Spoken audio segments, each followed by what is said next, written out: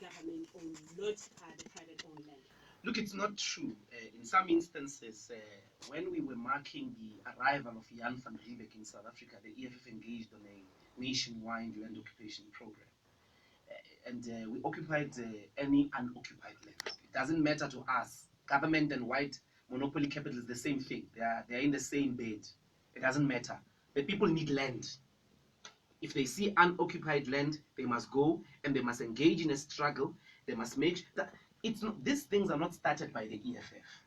People have been engaged in land occupations. So when you go here in Johannesburg, you find people sleeping under bridges. Do you think that's their land? No, that's land occupation of the homeless. There are street communities inside the city.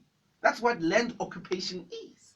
So all we are saying is the Freedom Charter that we all fought for, that the generations before us have died for, says that people shall have land, shall occupy land wherever they choose. And the problem is, asinamali yokuthenga lo mhlaba, kodwa we're being sold stolen land. That's why the EFF says the most biggest and workable solution is land expropriation without compensation. Now, on the APLA comrades, we've been raising the question of the